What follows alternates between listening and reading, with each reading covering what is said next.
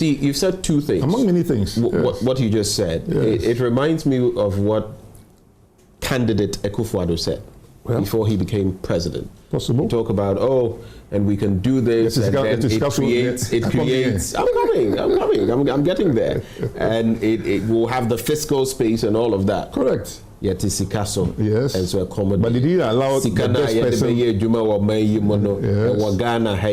have the good quotations. Yes. All that is true. We see where we are now. But did he do the right thing? He said, "I am a man in a hurry."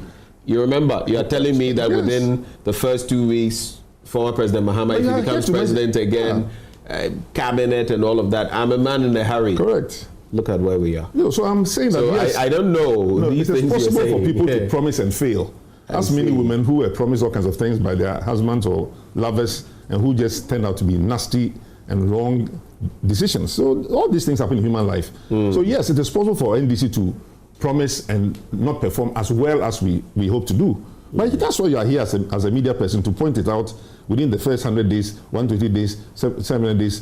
NDC, are you doing what you said you do? We have looked at your manifesto, we have looked at promises, you are not doing them well. So fine, we should be willing to be subjected to the rigors of the population evaluating us. But I'm saying that no evaluation of NDC and President Mahama coming back again after all the lessons he learned before can never be anywhere as bad as the current regime that we have.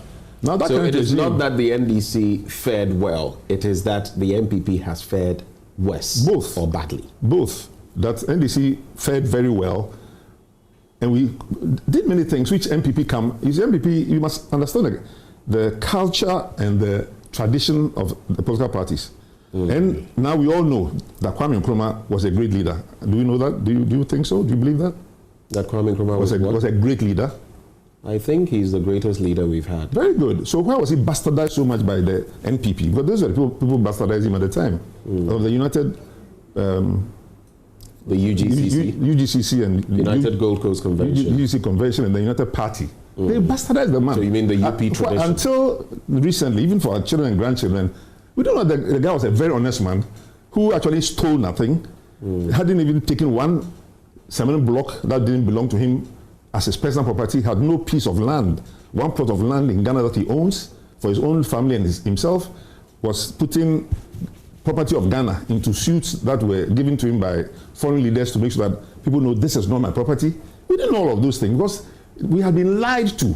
And then people had lied many, many times. I'm talking of their grandfathers, not the current regime. You're talking of the tradition. The tradition. So that tradition is one that undermines the good leadership of Ghana, makes us hate our own leaders and think they are evil. Why is it that is Hobson Adoye, for example, of MPP, who came and said he made a mistake? He's the one that associated President Mahama with drinking or something, and that he is willing to apologize for him. Why did Chatawali apparently go and apologize to President Mahama? There are so many people who are willing to apologize and, oh yeah, we're wrong. But they were wrong because... But you could also say that is political and that people sometimes are blown where the political wind. Well, I've mentioned people's names. Where they see there could be opportunity. That could also be the case. That could be the case. But I think these are people who really have regretted their negative actions. There's a lot of them. You started talking about the fact that if we got rid of certain elements of corruption, absolutely, we would be able to fare better. I mean, you don't need to go far. The finance ministry itself, when Ken Ofori-Atta was Minister of Finance, there were documents that pointed to the fact that every year Ghana lost anywhere between $3 and $4+ billion to corruption. Yes. If you look at data from other sources, it could be as high as $6 billion. How much are we going to the IMF for? Half of that. Excellent. How much of a problem is corruption, and what is the solution of your end on the political spectrum in dealing with it? Because both sides have shown to be not strong enough in taming. You've not been able to tame corruption. No, Ghana as a country has had difficulty taming corruption because too many of our Ghanaians, and all of us, either tolerate it or are part of it in one form or the other. But you see, you can only tell when you actually examine people by their performance and their behavior. So you can tell, for example, from me, you can tell from President Mahama, we both were ministers of communication, your industry. We were responsible for giving out frequencies, TV licenses, telephone licenses and all that. and we didn't steal any of those licenses or pack it for our friends and family, which some people have done in that ministry and other ministries. So when the wealth of the country is put in your care as a president or as a leader, and the way in which you share the wealth or tolerate people who abuse their wealth, nowhere in the history of NDC, as I remember, did somebody keep millions of dollars and cedis in their house and different currencies. Maybe, and then the president, when he hears about it, writes a letter to the minister. Nowhere was it discovered. No, but when a minister, you are not a thief until you are caught. Yes, but when a minister only talked in her car with her driver that she looking to earn $1 million under NDC under Mahama. What do you happen to a minister? Vicky Hammer. Yeah, I'll mention the name, but she was dismissed immediately. So that tells you or told you then the attitude or the mindset of that president. But when another president has obvious signs of money being badly used, at least they were not put in the bank. Just start from that. And the person has not been able to tell where the money came from. So it's going to be a funeral and family. It's not any of that. And then judges also set the persons free in terms of the Office of Special Prosecutor's Office trying to do something on behalf of the state to recover that money. That's how you saw it. That is the fact of the situation. Well, the president also says, I believe in the rule of law. I believe in due process. And until so why did the president write until you are in that position, you will not appreciate the rule of law until maybe you are somewhere and you are in a fix, you've been accused, you may not I understand the rule of law, that you must have the law. And he says he doesn't deal with these people anyway. There are state institutions. Yes, but you write a letter, open letter for the whole world to see that dear so and so, by the whole time this investigation is over, you will be cleared and you know that what he said was your integrity will. What does that mean? That you have read judgment already. So if you're a police officer, inspector of police, you're supposed to investigate that crime, or a detective, and you know that such a letter has been written by His Excellency the President to the woman or the man you're supposed to investigate. What are your blunt behavior? Question. How do we tame corruption? Seriously, how do we do it? Enforcing the law. As simple as that. Enforce the law. There are laws against speed driving. There are laws against misbehavior of all kinds. The criminal code is there. Enforce it. If you just enforce the law and you yourself set a good example as a leader in obeying the law, Nkrumah was not found to have, even though he was accused, as I said, of doing many things. Wasn't Mahama accused of having hotels in Dubai and other things by the NPP? Have they provided any evidence of any of that since they came to power? They've had 7 years of packing the courts with all kinds of people, including people who are purely NPP, who stood on NPP party tickets and are now judges. Openly, they don't mind that. The Electoral Commission, you pack them with party sympathizers and radio talk show, performers who declare open support for your party instead of taking neutral people. When we had, the first National Electoral Commissioner under Rawlings, the person was not known to belong to any particular party, and other electoral commissioners have been reasonably neutral. But in this case, there have been a clear and open effort to pack the courts, to pack the Electoral Commission, to pack public institutions with all kinds of party apparatchiks. Go to the civil service and ask people. Go to the Registrar General. Go to the National Ghana Revenue Authority. In almost all these public service institutions, unless you are openly a supporter of the NPP, you either don't get a job or you don't get promoted. It's well known. I talk to public servants all the time. Even diplomats know this openly. I mean, U.S. Embassy officials, British Embassy officials, African Embassy officials. No, openly that. They know that our public services have become porous, and that politicization of appointments and of at these institutions now, there are now 2 or 3 categories of people. There's the public servants who get salary every month from the government. There's a new category of people who put themselves between you and the public servant as whether they are, you call them guru boys in those days, but they are now consultants. They have offices either in the office of the organization or next to it, and they are the ones you must talk to for anything to get done in the actual civil service offices throughout the whole public service of Ghana. Everywhere you go, I'll mention the names of the commissions, but you know them very well. Whether it's a Forestry Commission, whether it's a Lands Commission, whether it's a Social and Social Commission, if you don't talk to any of these people, your job will not get done. So the actual service cost, which the government usually prices very moderately, getting some permits here, 20 cedis, 500 cedis, 700 cedis. These intermediaries come in, you pay 3,000 cedis. Try and get admission into a police service or immigration service or any of these services. Even secondary school admission. Unless you pay 1,000, 3,000, 5,000, 10,000, the rates keep going up. You just can't get admission to these places. Because the world of population is growing, so the demand and supply issues are also working, and people are taking advantage of it by rent seeking. And all that is going on, that's part of the corruption. But if the people see that the leader, himself or herself, are willing to stay above it, which I said Kwame Nkrumah did, which Rawlings did as the best of his efforts, and which I believe Mahama also did, then you have a somewhat better society. But you not eradicate corruption entirely. Not in the United States, not in Britain, not in Israel. There will be some elements, but you have to tame the rogue elements in any society. Right. The laws are produced for rogue elements to behave themselves. Right. Otherwise, you'll all be walking around naked and misbehaving because there are no laws. I see.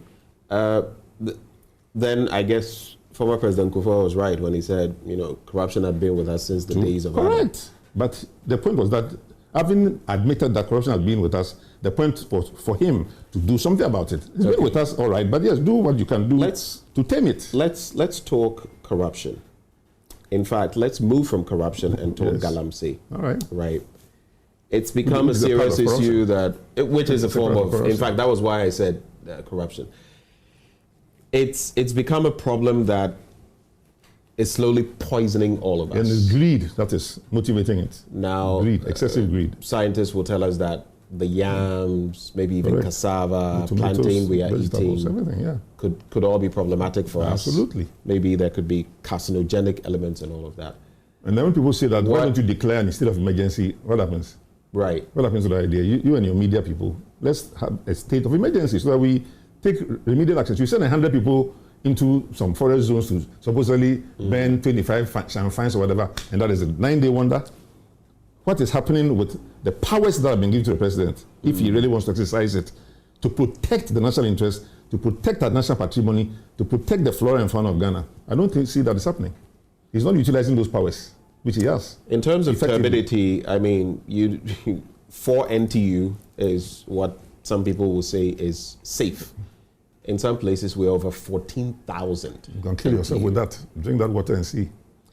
But this is slow death. That's the problem. The issue. If this was an aeroplane that had crashed, right, 5,000 people had died, we would notice it immediately. But because this is slow death, 5,000 people may be dying every month, every year in certain regions, but we can't see them. We see some of it in the number of kidney disease cases and others. Very good. My question is, if you look, sometimes I look at how our land has become like sludge. Correct. I look at water bodies that are literally dead. Yes. Do you think we can do this? Do you seriously? Do you think we can win the war against galamsey? We can do it, but putting all the hands on deck, starting with the president taking the right Maybe decisions. I should rephrase. Okay. Do you think we can win the war against galamsey with politicians at the forefront? We have no choice unless we change the constitution of Ghana to make a priest who is not necessarily better, or to make a carpenter a leader of the country. There's no choice. The constitution is what we have, and the governance structure we've selected is the Western style governance structure of periodic elections, and therefore you need political parties to run those elections. So that we can't go away from that. So the structure is what we have. How do we make the best of that structure? And I'm saying that we have a Council for Scientific and Industrial Research. These are government institutions which will give you hard facts, not emotional. You have BNI, which can investigate anything. If you actually put the right people there, they're not going to send you a fictitious report just to put somebody in trouble. So it is the government institutions that must be clean. The public services must be cleaner. They must be filled with political apparatchiks who are just there to earn some money and to do somebody's bidding. They must do clean work, and that's not what is happening now. So whether it's Forestry Commission, where somebody was sent as a forest commissioner, CEO of the commission, and within a few years, I think had produced over 100 pieces of property at his death. And people say, wow, how can this happen? Or somebody who became a deputy finance minister. I don't know why you're avoiding names, but you're talking of Sir John. You know the names, because I don't want to personalize it. I'm talking about the issues. So it's not about people, it's about what they do. Somebody dies as a deputy finance minister and he's alleged to have $35 million. If it's true or not, I don't know. But those are the things that we are all hearing. And I've been a minister in 4 portfolios. I've been in charge of mines and energy. I could have taken 3, 5, 7 gold mines for myself and my family and friends. But that's not what I was taught by my parents and by the Nkrumah regime. I was a young pioneer. And we're the ones who were supposed to come and, be at the forefront of the youth leadership of Ghana and to produce a new Ghanaian. You see, so Nkrumah was trying to put a new Ghanaian in place and trained us as 9, 10-year-old people to have a certain attitude to our country, passion to your country. I mean, nationalism, patriotism, ethics. Those were things we were taught physically in classrooms as young boys. So you come up thinking a different way. So when Rollins identified that in me, as South African Development Bank, he said, look, can you stop that work you're doing and come and help me? I was saying $10,000 a month. Why would I want to come and supposedly help Ghana if I didn't have that Nkrumah's mindset? I came the salary of a minister was $500 in 1997. I took it and I didn't soil my hands. But it's difficult. I'm not saying it's easy. It's difficult. And so you must have people that are so minded. And there are people like that. Any leader must look for them. And surround himself with such people and get good advice. You get all kinds of advice. Good, bad, some of my media colleagues who go on the ground, some will tell you, there are chiefs involved. Yes, everybody. It's Forestry Commission, there are some involved. Police, there are some involved. But this is the military, chief executives being given mining licenses. DCs, MCs, among others. And many faceless characters. 2,000 licenses as just well. A few years. I've heard the story of a chief, a very prominent chief, and of course I cannot mention his name. You can't mention the name, right? Who, some of them are dicey because it's not been out established. But who told people that the politicians who are doing it, you don't mention them, but me on my land, if I am doing galamsey, you want to come and threaten my people. That's a matter for the state to resolve. This galamsey. But when others go on demonstration just to draw attention to this national crisis and recommend, among other things, that Mr. President, you have the power to impose a state of emergency. And a state of emergency can be imposed regionally, it can be imposed sectorially, it can be imposed so many ways. So it's not about the whole country is shut down. We haven't seen that kind of action. So you're referencing Democracy Hub and the arrests. Oliver Bawku is still, he's been granted bail, but he's still, there are allegations that he's been beaten up, taken to hospital, but not granted medication. So this is why we are expecting the media to give us the facts of that particular incident. For example, I haven't heard a media expose about what Oliver Bawku's family is saying is true or not. That would be good to know. At this point, it is difficult to establish the truth or veracity, because the police also comes out and says nothing happened to him. This is not true, and all of that. All right. Time will tell when we have access to him. And some of us paid visits to some of them. Twice I went to see Felicity Nelson, among others. So we do our bit. Very good.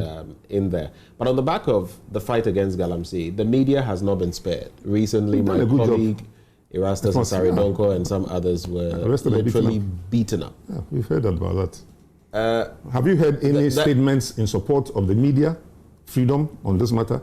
Because some of you, I know, go on air and talk about media freedoms, and the fact that journalists within the media fraternity, and the multimedia group issued a statement on that. I'm talking about government of the Ghana. I know exactly what you're saying, but those are some of the problems, and they affect our press freedom, indices, performance, and people don't care about that, obviously. But why would anybody give district chief executives, almost all of them, mining licenses? Why? That has happened in the last few years. Other than supposed community mining licenses, because multinationals are mining our gold, so we should also mine our gold. I mean, free for all. It's a free for all. There's no regulation. There's no proper, attempt to impose any discipline. It's a lawless society. That's what the Akufo-Addo government is overseeing, and that's what some of them benefit from. Since you're talking about all of this, and lest I forget, what do you think will be Nana Addo Dankwa Akufo-Addo's legacy? Take the politics out of it. Well, as a Ghanaian, what do you think his legacy? When Akufo-Addo made statements such as the aid, Ghana without aid. Ghana beyond aid. Ghana beyond aid, he's made a lot of nice statements. He's a good orator, trained in Britain. So he makes nice, interesting statements. But his own family members, including some lady who was on TV or a video recently, was saying that, look, in the Akufo-Addo family itself, the larger one, they are very disappointed with him.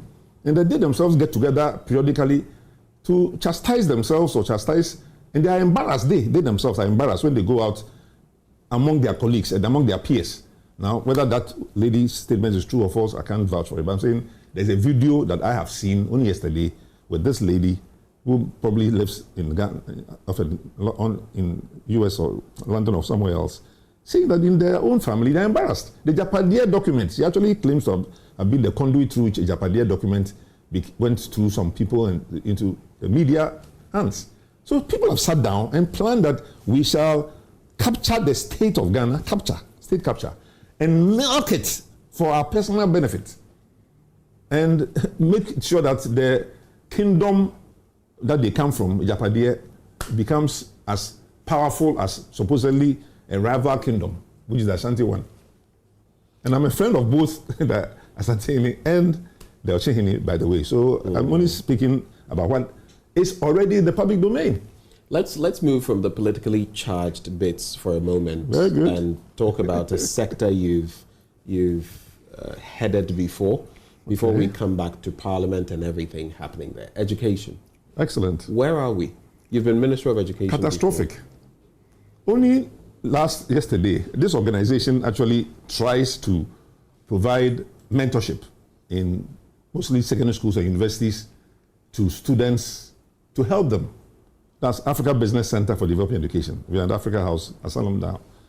And we just tried recently to arrange a program for a certain secondary school.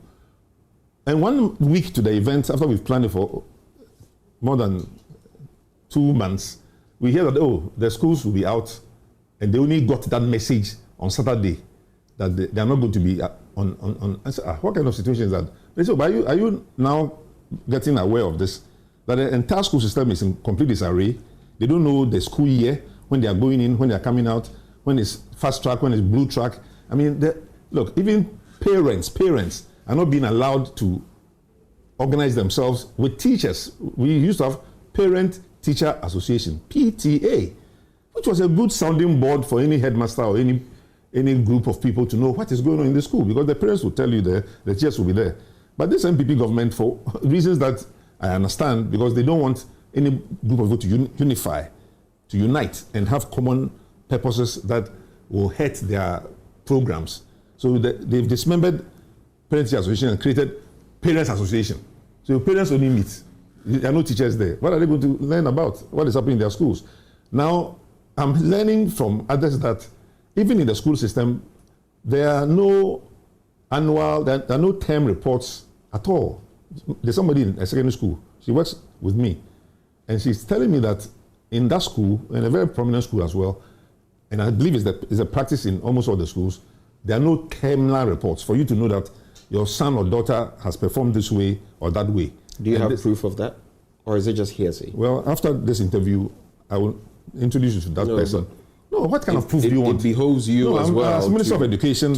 If you had seen something, then you could. I'm telling you, the whole world. I'm telling you on an interview for the whole world to hear that there are no terminal reports being proposed in Ghana today. If there are terminal reports, let the Ministry of Education come and tell us the terminal reports that people are getting. The person is a parent who doesn't get any terminal reports. I've got another child in a secondary school who lives with me. And also doesn't get any reports. And he tells me that the teachers don't even come to school. It's I'll say not a top tier school, but a second tier school, which is a good school anyway. But I say the teachers don't come for more than 1 or 2 hours a day, and they're just gallivanting all over the place. And there's no proper supervision, no checks and balances. And so he doesn't even know how they're going to finish their education. So yes, the free educational system, which NDC also started under Mahama, and which our constitution actually guarantees that Ghana should have free, compulsory, basic, universal education, F3, which was what I and others in the Ministry of Education and successor ministers have all promoted. But somebody came with a good slogan, free SHS, which caught on and which they tried to implement against lots of advice. The manner in which they were implementing it, the first year they started it. I said, no. People said, why don't you wait, put your systems together? Because when I was Minister of Education, I called a national education forum at the International Conference Center to hear what everybody would say. After 2 days, we sat at the International Conference Center with 1,000 stakeholders in education. Parents were there, trade unions, business people, banks, whatever. What are the issues in education? I heard all of it. Rollins came there, he spoke. That the MPP doesn't listen? They don't want to hear anything. They don't, until that's their slogan. Okay, but let me ask you this. I mean, you've touched on a lot of negatives. Are there any positives that the MPP has brought to bear when it comes to education? No, how about free SHS, for example? I said the mere idea, which was constitutionally provided, but obviously not as fast accelerated by other previous governments before the MPP came, of offering everybody a so-called free education, is a good thing if it actually is free. But if they say free education, and then when you actually get a list of the things that your ward or yourself, your parent, should bring to the school, there are 20 items that we never had as a requirement for a school. So basically, the government simply replaced what they should be paying for and asked parents to pay for it from the back door. So bring a cutlass, bring a broom, bring spoons, bring this, bring that, buckets, all that as part of your coming to a boarding school to prevent the government from providing those items which were normally provided by public sector institutions. Have you seen in recent times, ahead of the elections, some of the campaign videos, messages of the MPP? You see some students talking about, I wouldn't have been able to attend senior high school without this free SHS policy. Good. Yes. I guess for them, that is something I haven't experienced it, but they have. And definitely you would have relations who would benefit from such a and I think that's good. A program as well. And that part of the free education is good. There are positives, right? Of course. Very few things that are negative don't have any positives. And the NDC will continue with free SHS. President Mahama has pledged that several times. There are also advertisements from the campaign team repeating that pledge. Because President Mahama himself was part of the process of introducing free senior high school education during his term. But it wasn't branded, it wasn't politicized and so forth. So it wasn't well known. So he has nothing against it fundamentally. After all, most Northerners, because he comes from the northern region, already enjoyed a certain kind of free education in the public schools. Under Kwame Nkrumah, from Kwame Nkrumah's time, if you came from the northern region, you already enjoyed free education. So free education as a concept is not new, but extending it to the whole of Ghana under the MPP is something that they brought out, which in principle is good, but in the implementation has been muddied and murky. And if they only take advice, they'll do a lot better than they're doing now. So just not willing to take advice. And that, if you see people like Professor Adai Mensah, who will tell you that they wrote all kinds of memos, they didn't get far from.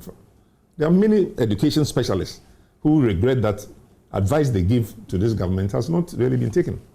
So often it's not about Ghanaians not being able to solve our problems. We are very good at solving our problems. We are very capable of solving our problems. And being an ambassador to the United States opened my eyes to the fact that even outside this country, we are the most highly sought after human being to be given a visa to go to the United States. Do you know Ghana, for many, many years, always gets more visa, green card, lottery beneficiaries than even Nigeria, which has 4 or 5 times our population size, just because Ghanaians have proven themselves to be hardworking, to be loyal, to be obedient, to be whatever, non-criminal, controversial when they leave the country. So our human resource material is fantastic. Ghanaians qualified to enter any academic institution in the world. You go to Harvard, you find them. You go to Oxford, you find them. Stanford, whatever institution you're talking about. So the brain material is solid. And the ethical part is potentially good, but people, the worst part of our population often get into certain political positions and do very bad things. At the procurement agency, for example. Let's go to Parliament. And in recent times, there's been quite a tussle in respect of Article 97, 1G and H of the Constitution, a tussle that was not a tussle in 2020, but became a tussle now because of the parliamentary numbers, partly. Yes. Mm-hmm. And Afenyo Markin went to court. That is the leader of the MPP. In Parliament, and yes. In Parliament, yes. Mm-hmm. And in fact, the entire domino effect culminating in the Speaker of Parliament, when Parliament did sit, adjourning the House, sine die, indefinitely, till there is a ruling from the Apex Court. Having observed politics over the decades, what do you make of that situation and the role of the Supreme Court, the role of Parliament, and maybe even the role of the executive in all this? I think there are two quotations on that subject which are very relevant. The first actually, which became public, was the Minister for National Security, Kandapa, going to address judges and tell them, look, I don't want to misquote him, but basically the effect of his comment was that sometimes the decisions you make, even for them as a ruling government, can become embarrassing in the sense that we know we may have appointed you, but there are ways in which you can take decisions that are not so obvious and overt and even may harm the national security. No, so it wasn't the Minister for Justice saying this. It wasn't the Minister for the Economy that was saying it. Minister for National Security. That means there are certain decisions that the judiciary sometimes take based on their own criteria, but which have negative potential effects for the whole country. That was Minister of National Security.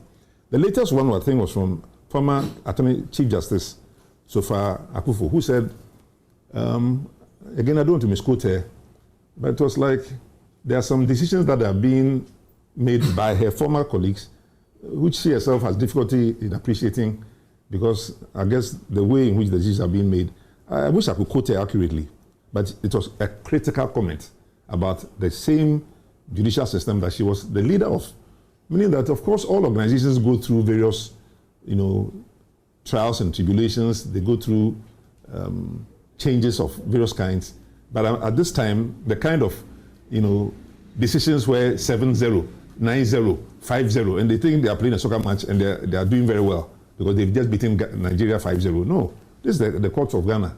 And 7-0, 9-0 decision by any court is not impressive to most jurists. So in the United States, when the Supreme Court sits, they come with very narrow differences. Sometimes, 7-5, sometimes 7-2. I won't give you the numbers, but some people don't always agree. I mean, the idea that you have all been selected based on your individual knowledge and skill sets, and so we don't expect you to match, lock and stop and barrel as if you are robots. But I'm saying that, unfortunately, the current legal system, which has been critiqued by both the National Security Minister and by former Chief Justice, suggests that Nyoman Koyi in the world of governance. Now, when you in the media have also... Are you then suggesting the judiciary is compromised? No. When you, the media, have asked survey questions such as what percentage of Ghanaians believe that the judiciary is, use the word corrupt, for example, or when Azim Anasa Zuri or some other person who did the video on judicial corruption, I don't want to get the wrong person's name. Anas, I think it was Anas' case. Yeah, so people are looking for goats and sheep openly on camera. If you bring me a sheep or a goat, I'll give you justice. My kind of justice. I'll release but you cannot say that is a reflection of the entirety of the judicial system. Nothing is a reflection of the entirety. And these people they had their day in court, so to speak. They had their day for the judicial system to address those issues, and some of them were found not to have committed any offenses. And others were. So, like everything else, small boys in a classroom, somebody whistled, a teacher who whistled in a classroom, nobody wants to show up. He may whip all the students if he wants, just because of one person or two people who were doing the whistling.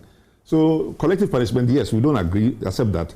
So if you are in Gaza, you don't appreciate the fact that all of you Gazarians are being mowed down because maybe 100 people went and misbehaved somewhere. But those are parts of the realities of life. Not all Ukrainians are bad people, but they are fighting a war against Russia for whatever anybody had done, which Putin disagrees with. So the judiciary as an institution is what they are asking about. And I'm saying that currently, for a number of reasons, they don't have a good image. As a former image maker, I'll be happy to give them all kinds of advice. If you could give the Chief Justice, Gertrude Tokon, one piece of advice today, what would it be? Just follow the law. I mean, don't allow, I don't know who calls who, because I know politicians call justices, yes, routinely. Chiefs call justices. Many people call justices. But the justices actually, from my understanding, are supposed to even try to exclude themselves from certain social.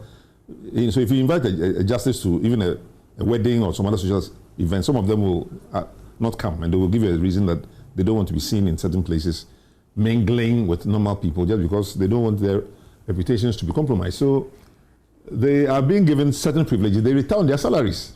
And so that idea alone should be comforting to you, that no matter what you do, you retire on your salary.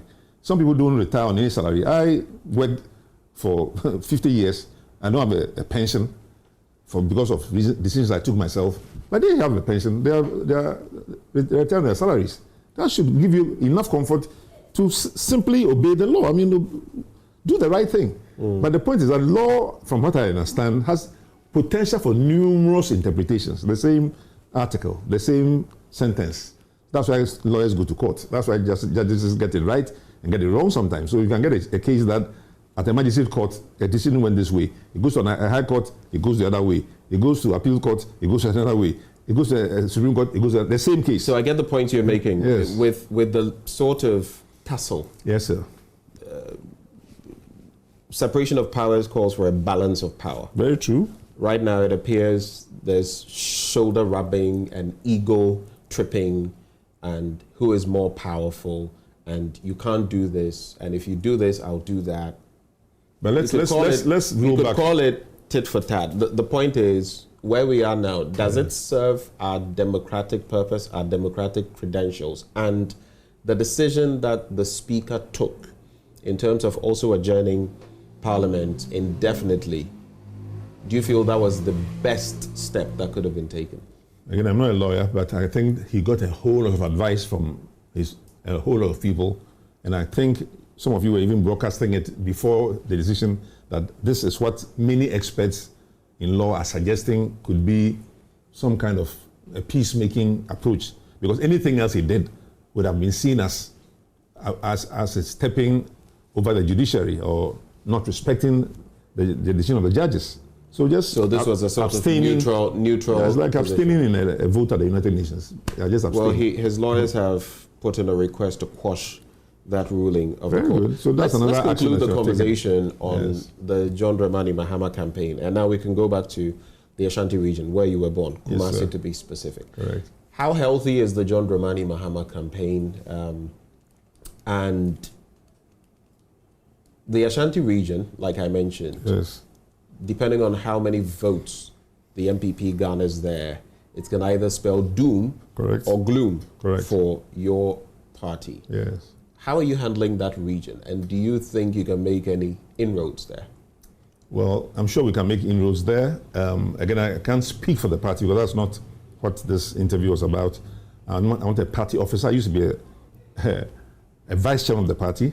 I used to be the spokesman of the party. So you can speak as an observer? No. So I'm coming to that, but I'm saying that I used to be director of communications. What Sami Jamfi is doing now is something I used to do more than 20 years ago. So I know what it is to misspeak just because you're being interviewed and you say something which is not party position. But I'm saying that the party obviously intends and would like to get more than the 30% that it doesn't get in the votes generally in Ashanti region. And there are many, many ideas that are being talked about. But of course, I can also reveal those that will be actually implemented during the electioneering period. But in the past, the two things that the MPP have used somewhat effectively against us in Ashanti region and in many other parts of the country has been intimidation of our supporters by either physical violence or threats of physical violence, which this government also has implemented, especially in the Volta region, and against the SAL, the four communities that were not even given the right to vote, in the Volta region. So that habit of one, intimidation, then secondly, money. So money will be pumped heavily by the government of the day I'm not a prophet, but I will be when the evidence comes out later. Just because the Bank of Ghana losses that are yet to be demonstrably proven as to why a whole Bank of Ghana, which has been in business for 70 years, can suddenly have a 50 billion loss. So there are many theories as to... Some explanations have been given. Well, there will be official explanations, and then there will be unofficial ones. That's why they say there's politics and there's politricks. Now, there's a lot of politricking that is going on now, and that will continue to go on. And in the Ashanti region, we are very concerned about the fact that even how the Electoral Commission and other agencies have mapped out the country so that they have so many more legislators than any other region. I don't want to get the facts wrong, but I think there are 40 or so in Ashanti region alone.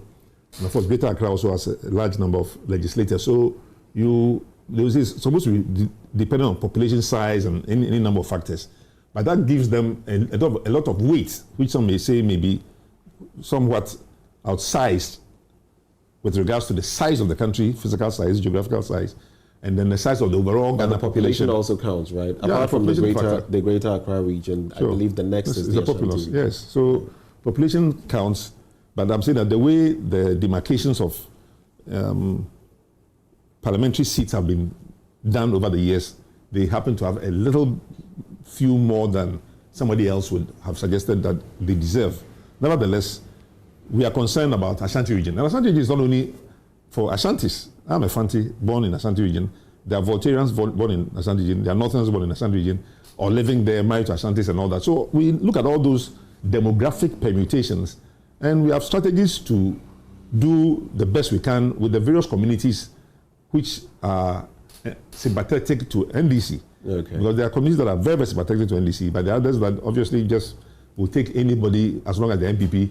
They will tell you that even if you put a dog in MPP colors, they'll vote for it, etc. But same could be said of your side. In Asawase and other places, some would say that no matter what you do in some of these Zango communities, they will vote NDC. So it's I'm saying a two-way street. All that, we have to take remedial measures on the day of voting and the day before, in particular, in terms of how we populate the place, how we allow election monitors or some of our lawyers, for example, who have volunteered to play roles in the whole election system, and accountants who also, because they work with numbers, have also volunteered to play a number of roles which they didn't play in the past. So mobilizing a lot of professionals who can play roles that other small young boys who are not very vigilant and who can be given 500 cedis or 1,000 cedis and say, get out of this place and forget about your polling agency work, are among the things that I believe we will be doing to make sure that we protect our ballot boxes and we also prevent, voter fraud, which has occurred in many cases. I mean, the recent revelations from the register of the electoral register, which revealed, according to our spokespeople, that more than 200,000 people had been deliberately pushed aside. Some of those questions have been addressed by the EC, haven't they? By saying what? How did they get addressed? There was even the IPAC meeting and some progress made. The computers that have been lost as well. Some progress made. I mean, those machines, that is another issue. Where are they? But there has been talk about some of, is it Pusiga and other places and some of what happened there.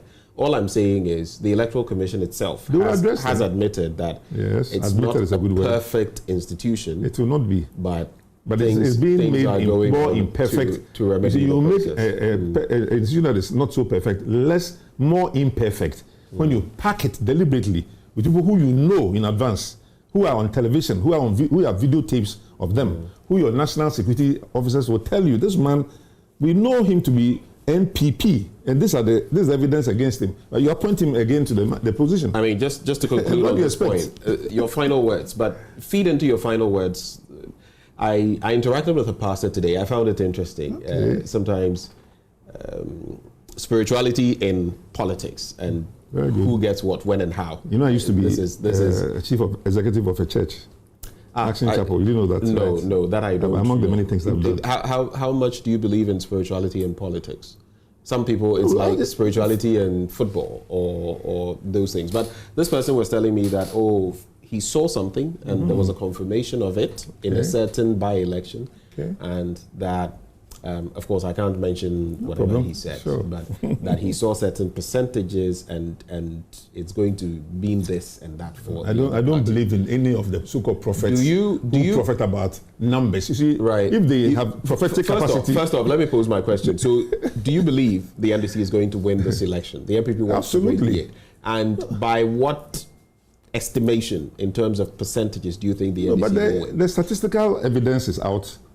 It is. And I'll tell you from global analytics alone, Mr.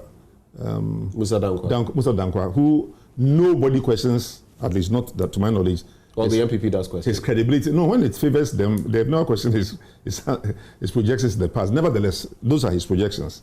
And under his projections, President Mama consistently, for more than 1 year, has had over 50%, usually 51, 52% of the vote. And Mr. Bawku has not gotten more than 40% consistently from the research. And the facts are obvious. Where do voters of Alan Chamate come from? Where would they come from? They are former MPP guys who followed him in a yellow suit.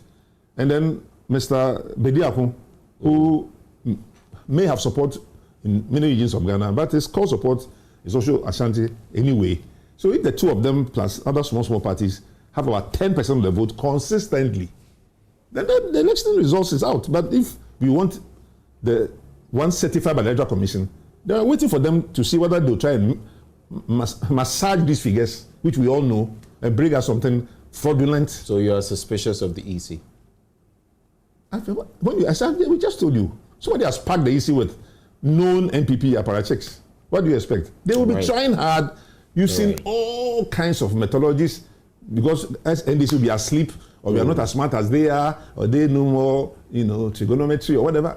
We are wide awake. Trigonometry. Whatever method we are wide awake. Thank you very much. Thank you so much. Eko Spiogabra, for joining the conversation today. It's been interesting. I hope so. Catching up with you, and of course, we wish you the very best on your by God's grace business journey and your political journey as well. And that has been the conversation with Eko Spiogabra, a man of many things, a politician, a businessman, and a member of the National Democratic Congress. This has been AM Exclusive with me, Benjamin Akapo. Thank you for watching.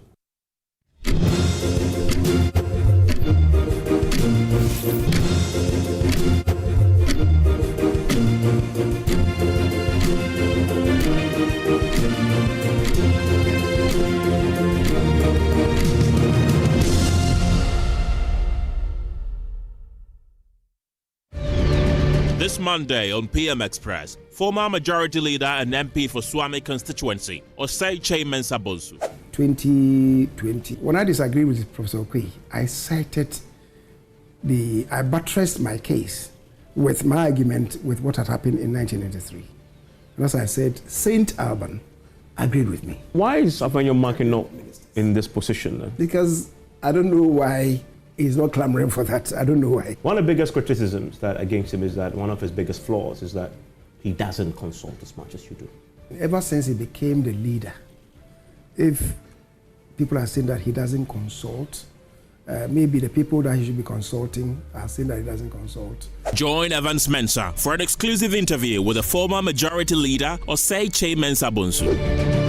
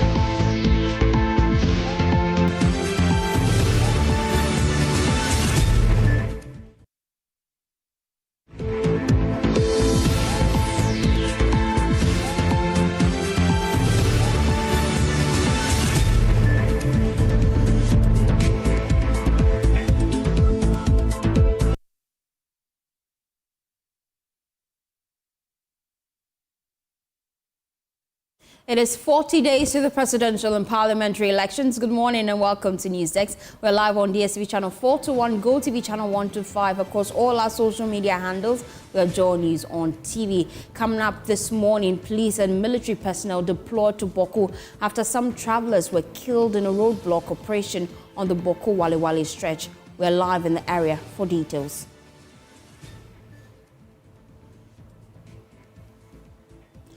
Also coming up, Gridco confirms it is unable to supply ECG with the power needed to supply consumers due to gas supply challenges.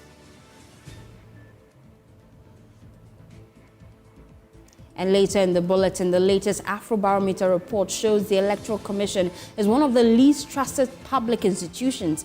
We'll tell you why. We also have business updates within the next 60 minutes. Please take a seat, be my guest.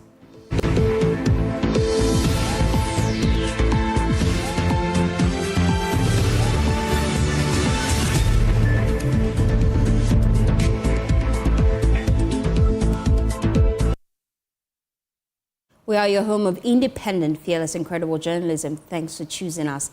Now, 8 travelers have died after gunmen blocked the Bolgatanga-Tamale highway near Gbimsie community close to Wale and opened fire.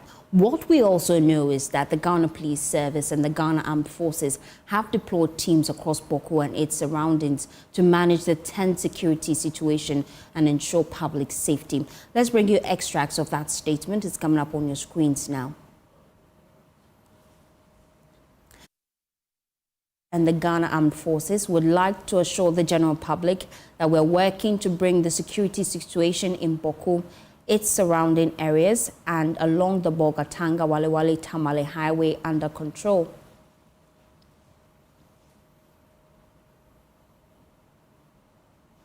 Aside the police and military deployment in Bawku and its environs, there is also a joint police and military deployment along the Bolgatanga-Wale-Tamale highway to ensure security and manage vehicular traffic. The security agencies would like to once again assure the public that we are committed to maintaining peace, security, law and order in Bawku and its environs. Let's take you now to the Upper East region. Our correspondent Albert Sore is there for us. He joins us live with more. Albert, for some of our audience who haven't been following the issues that happened over the weekend, walk us through what exactly happened at Bawku. Yes, so we already know that for many, many years there's been a chieftaincy-related conflict in Bawku. If you recall, sometime last year, around February, there was news of another chief who was installed. At the time, they referred to him as the rival chief. The government subsequently declared the installation of that chief as illegal, and a court issued an arrest warrant for him. Throughout last year, they were not able to arrest him. The case was taken to the appeals court in Kumasi because the Mampusis wanted that arrest warrant to be nullified. On the 17th of October this year, just around about 2 weeks ago, the news was that the appeals court in Kumasi declared that the warrant is no longer valid. This was when the tension started brewing again in Bawku. And so for about 2 weeks, the Regional Security Council was trying very hard with several visits to Bawku to try and calm down tension. Sometime last week, we heard that this chief who was installed last year has been brought into the town, and that is the result of what we are witnessing now. The issue now is that, of course, the factions, do not agree as to who is the legitimate chief. This is the bone of contention in the faction. happening. And so it's been, a lot of tension. And for the last 2 days, there's been intense gunfire. Houses have been torched from the reports and videos that we have got from Bawku. And that is the result that we have. Sometime in the last 24 hours, we also heard that buses were being stopped by some people who mounted a roadblock, and they were looking into the vehicles and asking the passengers to show their Ghana card. And if they identified that you were a member of their opposing faction, then they pulled you out of the bus and lynched you. So this is the situation that we have, and this has been going on for the last 48 hours or so. The Ghana Police Service, they have served notice that they are deploying their personnel as well as the military to the area to restore calm. Have they arrived yet? Yes, so yesterday when we were talking to residents in Bawku, there were reports that everyone had gone indoors. In fact, it has been so since the whole weekend, since Saturday. Many people have remained indoors because there was a lot of shooting in the air. So because of that, people were staying indoors for their own safety. Today, we haven't heard about shootings yet. Because of how serious this situation is, it's difficult for you to even get on the ground to look at what is happening. And it's even difficult for the residents to go out and see what is happening. So it's difficult to say at the moment that we have seen the security personnel on the ground. What I can tell you is that this morning, the exchange of gunfire has not been as intense as it has been yesterday. And so the conclusion, or what I can draw from that, is that the security apparatus have managed to calm the situation down a little bit. But it looks as if, even though government has not declared any state of emergency in Bawku, it seems to be the case that people have, abandoned their work. People are staying indoors. Schools have closed, and the town is basically, deserted at the moment as people try to stay indoors for their. Thank you, Albert. Sorry, please stay safe. Now, we also have Albert Dieyang from the West African Network for Peace Building with us. He joins us with a different perspective on these issues. The issue in Bawku has lingered for years. How do you propose government put a stop to it?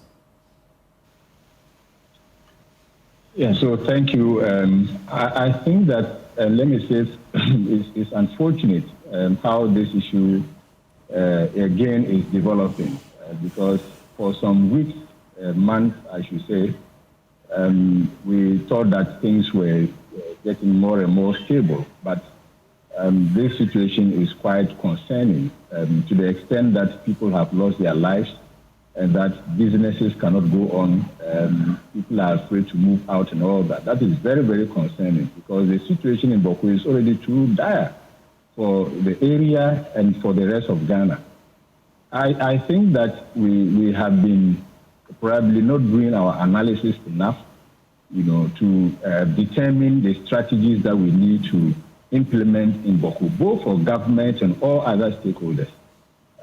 So one would think that, yes, we should continue to do proper analysis that will determine actions that we can take that will not be counterproductive. Because if the ground is not right for certain initiatives, then it becomes more challenging for maintaining stability in the area. So we need to continue to do a lot more interaction, do a lot more discussion, engagement with the parties, and other stakeholders who probably are benefiting from this conflict, so that we can come to a point where we can speak directly to each other, on the issue. We know that Bawku has several prominent people who are old, some are still young, and all that. Some of them know too well this conflict, and have been part of processes that stakeholders have implemented. Can we not rely on such people who are out of Bawku and who are in Bawku, so that they can support to address the issue. There are so many elders from Bawku, prominent one, and I think that they are kind of failing us, as far as resolving the Bawku conflict is concerned. I think also that once we put in place the kinetic measures, that security deployment, as indicated, we need to sustain a lot more dialogue with the populations. But I think what usually would trigger these actions are how we deploy certain initiatives, that then fuel tension, and then we go back to maybe 3 steps back or more, and that is because it is not just Bawku, as we know. The issue transcends beyond Bawku, beyond the other adjoining districts and communities into some regions, and if you have monitored what is happening in the northeast region, one can link it because there is the evidences are there. So we need to look at the issue of Bawku, not just around Bawku, but beyond Bawku and for the rest of Ghana, because it is sending out a very bad, image of the country.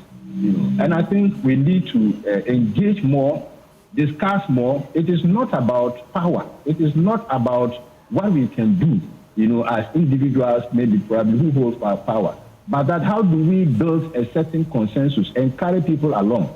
They may not be satisfied with the situation or the outcomes, but at least they are being carried along, and that then can compromise the situation so that eventually, if the grounds are right, then certain actions can be taken.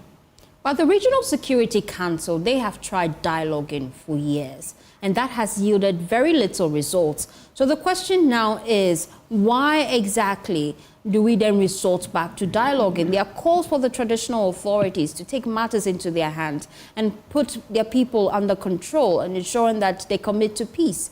What's your thoughts about that? Who are we dialoguing with? We have different categories as far as the conflict is concerned, and from the factions. We have the primary parties, call them the Kosasi and the Lemampusi. We have other groups who are in Bawku. We have other people who are not in Bawku, but they are part of the conflict, And to what extent are we dialoguing? For all you may know, even the primary parties may not be the ones who really, are pulling the shots. So we need to just engage beyond the primary parties. As I said, there are people who are also benefiting from this conflict. The protraction of it is enriching some people, is making people relevant. How do we identify these people and then engage them so that, they know that this is what they are involved in and this is what they are doing that is not helping the cause of Bawku. So we need to expand the discussion, not just focusing on some few people, but in some of the instances, be very direct, confrontational, as we say in peace building, on the issue with the people who are concerned. Otherwise, if we continue to pay lip service and not engaging and not carrying everyone along and being narrow in our engagement, then we will continue to have these issues.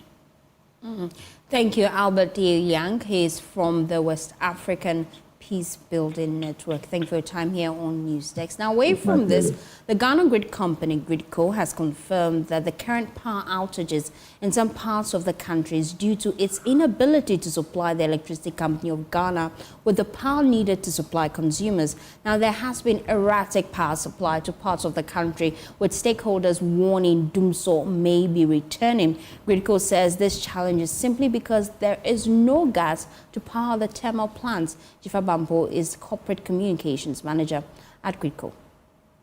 So currently, Gridco, as far as we are aware, as the transmission entity and as the entity that manages the national grid, we are aware of some commercial challenges with supply in reference to gas. When we say commercial challenges, it means there are agreements, payments, negotiations that need to be done with the gas suppliers. So really, that has nothing to do with that. But the challenge is once there is a drop in supply as a result of those bottlenecks, it affects generation capacity, and then ultimately it affects transmission as well. So for us, we are unable to provide the full quantum of power supply that ECG would need for demand in country. And that's just because there are these commercial issues related to the gas parties and government, those need to be addressed. Then, if we get the full quantum of gas supply as we normally do, then we can address issues. Usually, what would happen is, if Sunon Asogi was operating, they were operating because they would have received a supply of gas. However, if they have chosen not to operate, as I understand is their decision, that would have gone to them would just be reallocated to other suppliers who use gas for their thermal plants. So it doesn't really have anything to do with the recent outages. The current outages we've all experienced, including myself, is really just because we don't have the full quantum of gas supply, indigenous gas supply in Ghana, to meet our demand needs. And that is the reason why we are seeing these challenges. As soon as government is able to address the cultural issues with the gas producers and suppliers, then we should be okay. That is for in-country. So this has nothing to do with gas as well. It's about our suppliers in country and their negotiations and requirements from government. That has nothing to do with Great Co. Let's go on the phone lines now and speak to the former Deputy Power Minister, John Jinapor. He's also a member of the Energy Committee in Parliament. Thank you for your time here on Newsdesk. Let's get a sense of what has actually happened. Great Co says they don't have gas to power their thermal plants to provide us with electricity. You've been in meetings with government. Explain to us what exactly is happening. Well, our checks, incontrovertible, confirms that Great Co has been shedding load over the past 1 week, and that is going to get worse from today. There are two main reasons, and like Great Co put it, the first challenge is the issue of fuel. Because consumption is increased, the gas that we bequeath to this government is unable to meet the gas supply needs. And so government has been procuring light crude oil at a cost of about $40 million every month. But because of the current financial situation, government is unable to support the power sector players to procure light crude oil. And so as we speak, there is shortage of light crude oil. So even when the plants are available, because of inadequate fuel, they are unable to generate enough power to meet domestic needs. Two is that Asogli has also decided to shut down its plants, more than 500 megawatts. And so that creates a huge shortfall. And so the combined effect of these two unfortunate situations has led to a significant reduction in the supply of power, culminating in what we call doomsday or load shedding. And this has been ongoing for about 1 week. There is a solution, and the solution is in two folds. Firstly, the president must intervene and plead with Asogli to turn back their power plant. But that can only be done if some significant payment is made to Asogli, because as it stands, they have indicated that they cannot operate because of financial difficulty. Secondly, government must find some money so they can procure some light crude oil. But going forward, it means that the next government must ensure that we really accomplish the gas to power era that we all envisage. Without that solution, we'll keep having these fuel challenges and we'll keep having this load shedding that we are experiencing intermittently. And for me, that is where we ought to be focusing. As at your last meeting with government, is this something they're considering? Yes, at our last meeting, at that time, Honorable Atachian was then the chairman. It came to light that, indeed, they've been shedding load since January. And the principal problem, once again, was fuel. And so the committee recommended that they restore the cash water flow mechanism. The Ministry of Finance owes more than $2 billion for power consumed by MMDAs. It's not been paid. So we encourage government to pay that money so that the power sector players can have some money to procure fuel. My latest check indicates that the debt has now gone up to 2.2 billion, and the Ministry of Finance hasn't made any payment. ENI has reduced gas supply because payment is not being made to ENI.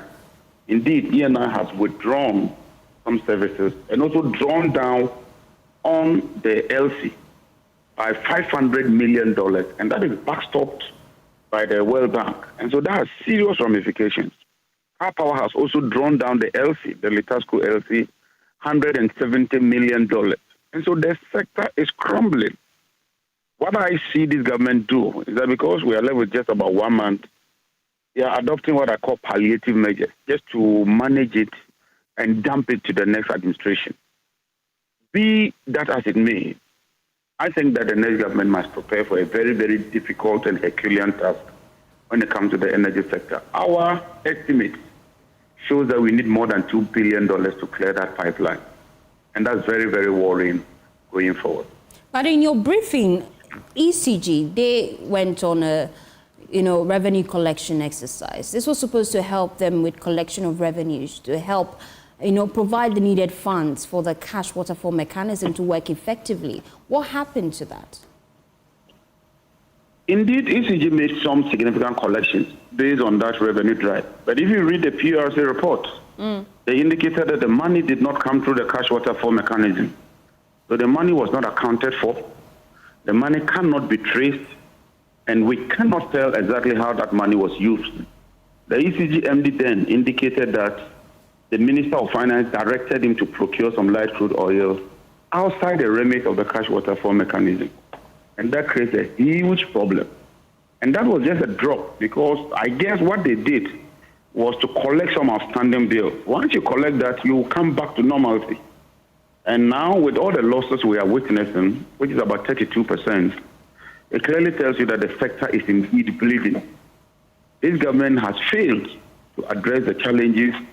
The situation and the problems is exacerbated. Now we are in load shedding, even though they don't want to. That they are shedding load. The truth is that the sector is crumbling. The debt keeps mounting. All the LCs have been called. All the guarantees called. And so technically, Ghana is in default. And at this, my worry is that the energy sector is on the verge of collapse. John Jinapo, ranking member of the Energy Committee in Parliament, thank you for your time here on Newsdesk. Now, moving on to other stories, we'll shift our attention now to a latest report by Afrobarometer. The report says many Ghanaians see the Electoral Commission as one of the least trusted public institutions. The Ghana Police Service continues to be at the top of the list of most corrupt public institutions, with the Office of the President, tax officials, MPs, and then judges and magistrates in tow. Because Ante has highlights of that report. Among the key institutions, the Ghana Armed Forces, religious leaders, traditional leaders, and NGOs emerged as the most trusted. However, the Electoral Commission has now emerged in this report as one of the least trusted institutions, with barely 40 days to the crucial 2024 election. The Electoral Commission, which used to enjoy 59% public trust in 2012, now has only 28%. In this league of non-trusted institutions are the courts, the New Patriotic Party, MMDCs, and the police. On corruption, meanwhile, 3/4 of Ghanaians say the overall level of corruption in the country has worsened during the past year. The list of most corrupt institutions, as is perceived by the Ghanaian populace, are the police, which sits at the top of this list, the Office of the President coming second, tax officials, MPs, judges and magistrates following, and the Electoral Commission in tow. But what will influence people's choices for president in the 2024 elections? Respondents said a candidate's honesty, his character, and campaign promises are the top issues that will affect their vote. Kwiku Asante for JoyNews. Well, let's get the reaction of the NDC on this report. Dr. Tanko Computer joins us live with more. Now, this report states that the Electoral Commission is one of the least trusted institutions. It confirms your fears, isn't it? Very well. Dear, let me say good morning to you and your cherished viewers. Clearly, I think the report is even charitable to the Electoral Commission. The 28% they've chalked, they are charitable to them. They should have been somewhere around 10%. Because this current electoral commission, their integrity is in tatters completely. They have not shown enough to warrant even the 28% they have chalked. If you look at their posturing, their behavior, their attitude towards our electoral system, clearly tells you that they are not up for the tax. They are just there as if God is for us all. That is the kind of system they are running. And clearly, if you look at from their behavior, from the onset, since the beginning of this year, January, when we started attending IPAC, had it not because of our ingenuity and our eagle eye, a lot would have happened in this country. We had to prevent certain happenings from the Electoral Commission, and we had to expose certain behavior of them for the general public to come in. And for the first time, you've seen that they had to abandon their own provisional voter register and come out with a revised provisional voter register, and even had to go further to do additional exhibition, albeit online exhibition. This has never happened because of their own behavior, their own attitude. And so we will keep on monitoring them. We'll keep on keeping our eagle eye on them to be sure that they don't shortchange Ghanaians.